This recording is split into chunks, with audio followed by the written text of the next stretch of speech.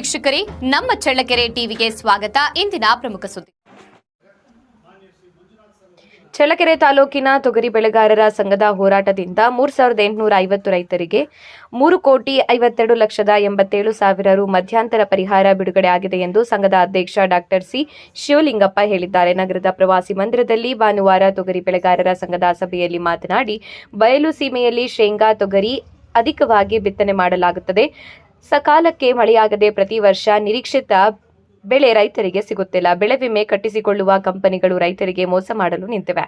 ಪ್ರಸಕ್ತ ವರ್ಷದ ಇಳುವರಿಯನ್ನ ಹಿಂದಿನ 5 ವರ್ಷಗಳ ಸರಾಸರಿಗೆ ತಾಳೆ ಮಾಡಿದರೆ ರೈತರಿಗೆ ಅನ್ಯಾಯವಾಗುತ್ತದೆ ಮತ್ತು ಕೃಷಿ ಸಚಿವರಿಗೆ ದೂರು ಸಲ್ಲಿಸಿ ಹೋರಾಟ ಮಾಡಲಾಗಿತ್ತು ಎಂದು ತಿಳಿಸಿದ್ದಾರೆ. ಅಧಿಕಾರಿಗಳು ಅನುಸರಿಸುತ್ತಿರುವ ವಿಳಂಬದ ವಿರುದ್ಧ ನ್ಯಾಯಾಲಯದಲ್ಲಿ ದಾವೆ ಹೂಡಲಾಗಿತ್ತು.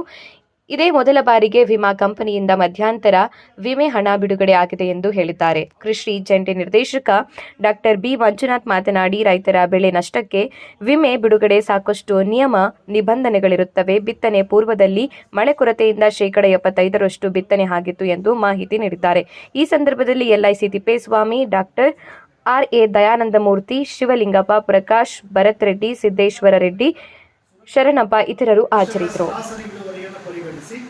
ಹಾಲಿ ವರ್ಷದ ಇಳುವರಿಯನ್ನು ಪರಿಗಣಿಸುವ ಅವೈಜ್ಞಾನಿಕ ಕ್ರಮಗಳನ್ನು ಬದಲಾವಣೆ ಮಾಡಿದಲ್ಲಿ ಮಾತ್ರ ಬೆಳೆ ವಿಮಾ ಯೋಜನೆ ರೈತರಿಗೆ ವರ, ಇಲ್ಲದಿದ್ದರೆ ಈಗಿರುವ ವಿಧಾನ ರೈತರಿಗೆ ಹೊರೆ ಮತ್ತು ಹೊರೆಯಿಂದಾಗಿದೆ.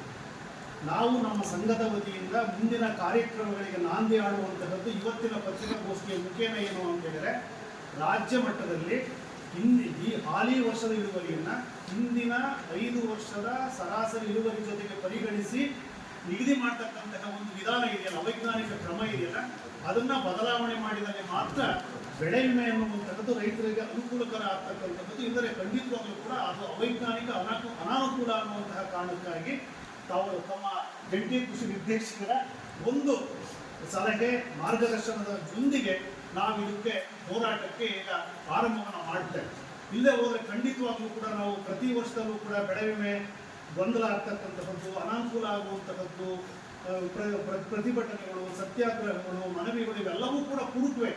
ಆದರೆ ಅದು ಮೂಲ ವಿಧಾನವೇ ಬದಲಾಗದೆ ಹೋದರೆ ಅದು ಖಂಡಿತವಾಗೂ ಕೂಡ ಅನಾನುಕೂಲ ಅನ್ನುವಂತಹ ಕಾರಣಕ್ಕಾಗಿ ನಾವು ಇಲ್ಲಿಂದ ಪ್ರಯತ್ನವನ್ನು ಮಾಡಿ, ಜಿಲ್ಲಾ ಮಟ್ಟದಲ್ಲಿ ಪ್ರಯತ್ನವನ್ನು ಮಾಡಿ, ಸನ್ಮಾನ್ಯ ಕೃಷಿ ಸಚಿವರ ಮುಖೇನ ಕೇಂದ್ರ ಸರ್ಕಾರಕ್ಕೆ ಶಿಫಾರಸನ್ನು ಸಲ್ಲಿಸಿ, ಕೇಂದ್ರ ಸರ್ಕಾರದಲ್ಲೂ ಕೂಡ ನಾವು ಮನವಿಯನ್ನ ಅಲ್ಲಿಯ ಒಂದು ಪ್ರಯತ್ನವನ್ನು ಕೂಡ ಮಾಡಿ, ಒಟ್ಟಾರೆ ಇದು ಹಿಂದಿನ 5 ವರ್ಷಗಳ ಸರಾಸರಿ ಇಳುವರಿಯ ಜೊತೆಗೆ ಹಾಲಿ ವರ್ಷದ ಇಳುವರಿಯನ್ನ ಪರಿಗಣಿಸುವಂತಹ ರೀತಿಯ ವಿಧಾನವನ್ನು ಬದಲಾಯಿಸಬೇಕು.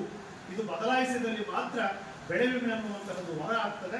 ಇಲ್ಲದ ರೈತರಿಗೆ ಇದೊಂದು ಹೊರೆ ಮತ್ತು ಇದೊಂದು ಹೊರೆ ಆಗ್ತದೆ ಅನ್ನುವಂತಹ ಹಿನ್ನೆಲೆ ಒಳಗಡೆ ಇನ್ನು ಮುಂದಿನ ನಮ್ಮ ಏನು ಯೋಜನೆಗಳಿದ್ದಾವೆ, ಮುಂದಿನ ಯೋಜನೆಗಳೇನು ಅಂದರೆ ಇದು ಪ್ರಪ್ರಥಮವಾಗಿ ಎನ್ನುವಂತಹದ್ದು ಅಂತೇಳಿ. ಇನ್ನು ತಮ್ಮೆಲ್ಲರಿಗೂ ಕೂಡ ಇಡೀ ವರ್ಷದ ಅನುಭವಕ್ಕೆ ಬಂದಿದೆ. ನಾನಾ ಸಂದರ್ಭಗಳಲ್ಲಿ ಬೆಳೆ ವಿಮಾ ಯೋಜನೆಯಲ್ಲಿ ಮಳೆಯ ಅಭಾವದಿಂದ 75% ಹೆಚ್ಚಿನ ಕ್ಷೇತ್ರದಲ್ಲಿ ಬಿತ್ತನೆ ವಿಫಲಗೊಂಡಲ್ಲಿ ಬಿತ್ತನೆ ಪೂರ್ವ ಯೋಜನೆ ಮತ್ತು ಬಿತ್ತನೆಯಾದ ನಂತರ ಬೆಳೆ ಕಟಾವಿಗೆ ಮೊದಲು ದೀರ್ಘಕಾಲ ಮಳೆ ಅಭಾವದಿಂದ ನಿರೀಕ್ಷಿತ ಇಳುವರಿಗಿಂತ 50% ಇಳುವರಿ ಕುಂಠಿತವಾದಲ್ಲಿ ಮಧ್ಯಂತರ ಪರಿಹಾರ ಯೋಜನೆ ಅಂದರೆ ಋತುಮಧ್ಯ ಪ್ರತಿಕೂಲತೆ ಅಂತೇಳಿ, ಹಾಗೂ ಬೆಳೆ ಕಟಾವು ಪ್ರಯೋಗದ ಪ್ರಾರಂಭಿಕ ಇಳುವರಿ ಪರಿಹಾರ ಅಂದರೆ 3 ಹಂತದಲ್ಲಿ ಬೆಳೆ ವಿಮೆ ಯೋಜನೆಯ ಕ್ರಮಗಳಿದೆ. ಒಂದು ಬಹಳ ನಮ್ಮ ಇಡೀ ಜಿಲ್ಲೆಯಲ್ಲಿ ಜಿಲ್ಲಾಡಳಿತದ ಬೆಳೆ ವಿಮೆ ಸಮಿತಿಯ ಒಂದು ಬದ್ಧತೆ ಮತ್ತು ಅದರ ಒಂದು ರೈತ ಪರವಾಗಿರ್ತಕ್ಕಂತಹ ಕಾರ್ಯಗತ ಆಗಿರುವಂತಹದ್ದು ಏನು ಅಂದರೆ, ಚಿತ್ರದುರ್ಗ ಜಿಲ್ಲೆಯ ಹಿರಿಯೂರು ತಾಲೂಕಿನಲ್ಲಿ ಅವ್ರ ಪ್ರಯತ್ನಗಳು ಕೂಡ ಬಿತ್ತನೆ ಪೂರ್ವ ಯೋಜನೆಗೆ 25% ಎಲ್ಲ ರೈತರಿಗೆ ಬಂತು. ಯಾಕಂದ್ರೆ ಆಗಸ್ಟ್ ಮೊದಲ ವಾರದಲ್ಲಿ ಮಳೆ ಬರಲಿಲ್ಲ. ಇದು ಬಿತ್ತನೆ ಪೂರ್ವ ಯೋಜನೆ.